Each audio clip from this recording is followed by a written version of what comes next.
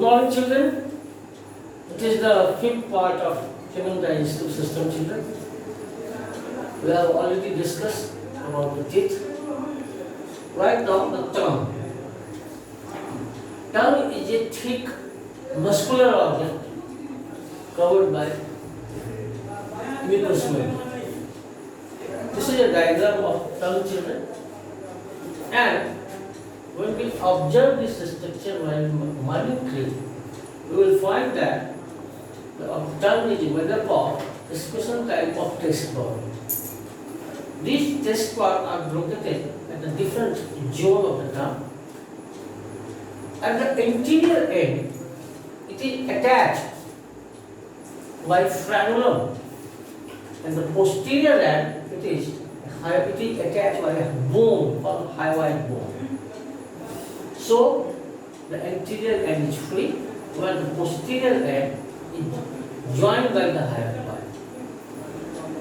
It is divided into four special zones. The anterior part is called sweet, it is responsible for the sweet taste. The second part, on the bottom end, is salty, third is sour, and middle part is responsible for the bitter taste. So children, tongue is a very special muscular organ found in our mouth. As far as function is concerned, it helps in the mixing of saliva with the food, number one. It is help in the swallowing of food, and it also helps in the speech therapy. Different types of sound can be produced with the help of this tongue. Next is the palate. It forms the roof of the mouth, the upper roof and the lower roof. It is made up of a special type of plate, which is either soft or hard. It is to be noted that the interior part is made up of hard plate, whereas the posterior end is made up of soft plates. These plates help in the grasping of food in the mouth. Next, children, saliva. Saliva is secreted by the salivary gland. There are three pairs of salivary glands located in our mouth. Number one is the parotid, sublingual, and submaxillary. There are the three pairs of these salivary glands, and they release saliva. The saliva ultimately opens inside our mouth. Saliva, children, it is a fluid basically. On average, per day, almost 1.5 liters of saliva releases from our mouth, which is mainly made up of, especially from water, mucus. There are some electrolytes like the sodium ion, potassium ion, chlorine ion, thiosulfate, bicarbonate, and lysozyme enzyme. Lysozyme enzyme present in our saliva kills the bacteria. But the most important enzyme, digestive enzyme, which are found in the saliva, is the tyrine or the salivary amylase. The main function of salivary amylase is converted the starch into maltose. When the carbohydrate converted into maltose, that is disaccharide, with the help of this enzyme, special enzyme. It is the most important part, children. And you are surprised to know that the carbohydrate digestion started from mouth, but the protein or the fat digestion occurred later on. But in the mouth, almost carbohydrate digestion occurred. Next is the pharynx. It is a funnel-shaped passage. And it is a specialized organ, which is epiglottis. Epiglottis having flap-like structure. It bifurcated food pipe and wing pipe. And children, esophagus. Esophagus is a connecting link between the pharynx and the stomach. It is a conducting channel. Its main function is to conduct the food in the forward direction. Esophagus, there is no digestion, children, okay, but here is specialized movement occurs. This specialized movement is called peristaltic movement. It is a rhythmic movement of contraction and relaxation through which the food is moved in the forward direction. Suppose this is a food particle in the pharynx area. It finally reaches to the stomach region and it gradually moves to the stomach with the help of this peristaltic movement. When it occurs in this direction, it is peristaltic, but sometimes we can also observe this food moves in the backward direction, that is the empty peristaltic movement, which finally leads to vomiting. And children, now we come to the stomach. The stomach is a C-shaped or J-shaped muscular bag-like structure where there is a temporary storage of food. Here is the structure of a stomach, children. It is made up of two important valves. The upper end is made up of cardiac valve, whereas the lower end is made up of pyloric valve. These two valves of this sphincter, valve or sphincter, control the unidirectional flow of food. And the stomach is divided into three important zones. Number one is the cardiac stomach, number two is the funding, and number three is the pyloric stomach. And these two valves, that is cardiac valve and the pyloric valve, regulate the flow of food inside the stomach. The stomach is famous for gastric juice, which is released from gastric gland. There are three specialized types of cells present in the stomach. Number one is the peptic cell or the chief cell, which mainly releases two special enzymes, pepsinogen as well as renin. The second important cell is the oxalic or the parietal cell, which releases HCl, hydrochloric acid. And third is the mucus cell, which releases mucus. The secretion of these three cells are collectively form the gastric juice. Gastric juice mainly contains children HCl, that is hydrochloric acid. It is strong, and we know that it is strong acid. It kills all the bacteria present in the food. Second is the pepsinogen. It is a protein digesting enzyme. It is formed in inactive form in the stomach. But when HCl falls on the surface of the stomach, the pepsinogen became activated, the form pepsin. It is active form.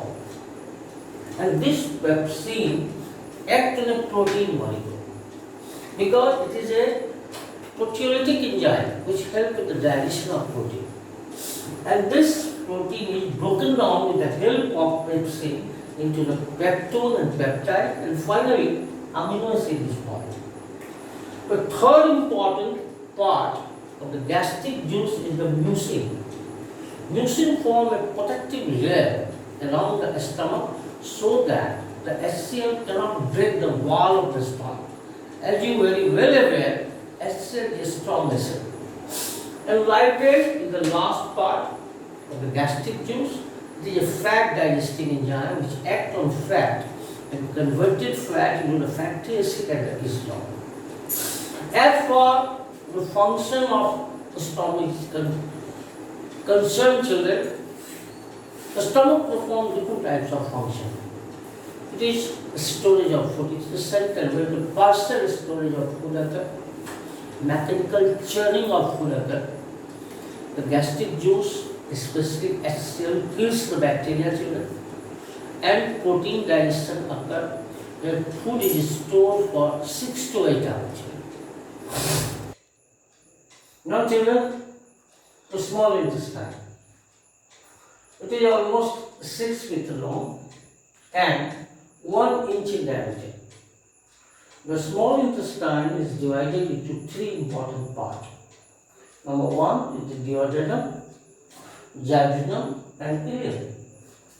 Duodenum is about 25 centimeters in length. Jejunum is 2.5 meters. And the ileum is 3.5 meters. Means ileum is the largest part.